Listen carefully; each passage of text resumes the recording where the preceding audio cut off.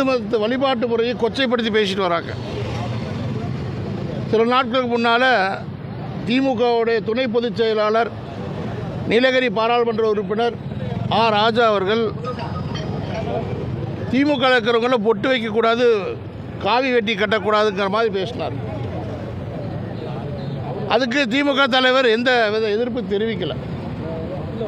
அதனுடைய விளைவாக அமைச்சர் பொன்முடி அவர்கள் ஒரு பெரியார் திராவிட விடுதலை கழகத்தினுடைய கூட்டத்தில் போய் தான் பேராசிரியராக இருக்கும்போது நிகழ்ச்சியில் சைவ மதத்தையும் வைணவ மதத்தையும் வார்த்தையில் சொல்ல முடியாத அளவு ஒரு விபச்சாரிகிட்ட போகும்போது எப்படியெல்லாம் சொன்னேன் அப்படிங்கிற மாதிரி பேசுகிறார்.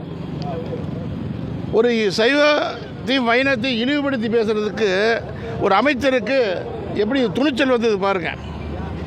அரசியலமைப்பில் அவங்க பதவி பிரமாணம் எடுக்கும்போது இந்தியாவுடைய பாரதத்தினுடைய இறையாண்மையை காப்பாற்றுவேன்னு சொல்லி உறுதிமொழி எடுத்திருக்கிறாரு.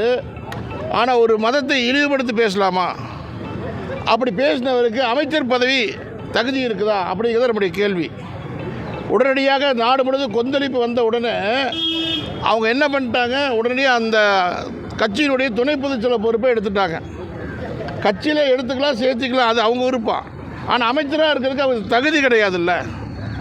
அப்போ அவர் என்ன சொன்னாங்க, உடனடியாக நான் மன்னிப்பு கேட்டுக்கிறேன் அப்படின்னாங்க. அப்போ இந்த மற்ற மதத்தை விமர்சனம் பண்ணாலோ அல்ல யாராவது ஒரு பேசிட்டு மன்னிப்பு கேட்டால் விட்டுருவாங்களா? எத்தனை இடத்துல புகார் கொடுத்துருக்குறோம்.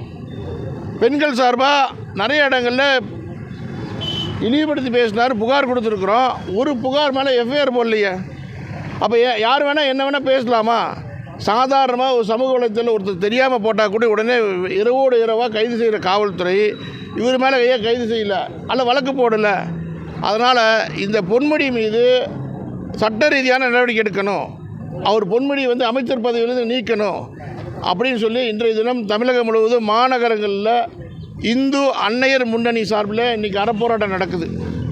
இந்த அறப்போராட்டத்தின் மூலமாக தமிழக அரசு உடனடியாக பொன்முடியை அவர்களை பதவி நீக்க செஞ்சார். அவர் மேலே வழக்கு பதிவு செய்து கைது செய்யணும்.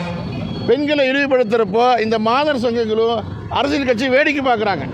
எங்கேயோ நடந்து உத்தரப்பிரதேசம் நடக்கிற பிரச்சனை கொண்டாந்து இங்கே ஊர்வலம் போகிறாங்க, மெழுகுவர்த்தி எடுத்து போகிறாங்க. தமிழ்நாட்டில் இப்படி இளைய சமுதாயத்தை, பெண்கள் சமுதாயத்தை, இந்து மதத்தை இழிவுபடுத்துகிற அமைச்சருக்கு எதிராக யாரும் போராட்டம் நடத்த தயாராக இல்லை. அதனால் இன்றைக்கி இந்து அன்னையர் முன்னணி சார்பில் போராட்டம் நடக்குது. அதனால் இந்த போராட்டத்தின் வாயிலாக தமிழக அரசுக்கு சொல்கிறோம், அவர் உடனடியாக பதவி நீக்க செய்யணும். இல்லைன்னா இந்த போராட்டம் மறுபடியும் தொடர்ந்து கொண்டே இருக்கும் என்று சொல்கிறோம். இதுக்கு அரசாங்கம் எதையுமே கண்டுக்கலை. இந்த அமைச்சர்களுக்கெல்லாம் நடவடிக்கை எடுத்தால் தான் பயப்படுவாங்க. அரசாங்கம் நடவடிக்கை எடுக்கலைன்னா நாங்கள் கவர்னர் மூலமாக அவருக்கு மனு கொடுக்க போகிறோம். அவரை டிஸ்மிஸ் பண்ணணும். கவர்னருக்கு அது அதிகாரம் இருக்குது, இப்படி பேசுகிறதுக்கு அதிகாரம் இல்லை. அதாவது ஒரு அமைச்சராக இருக்கிறவர் பேசலாமா? அதாவது அவர் டிஸ்மிஸ் பண்ணணும்னு சொல்லி கவர்னர் புகார் கொடுக்க போகிறோம். நீதிமன்றத்தில் நாங்கள் வழக்கு தொடுக்க போகிறோம்.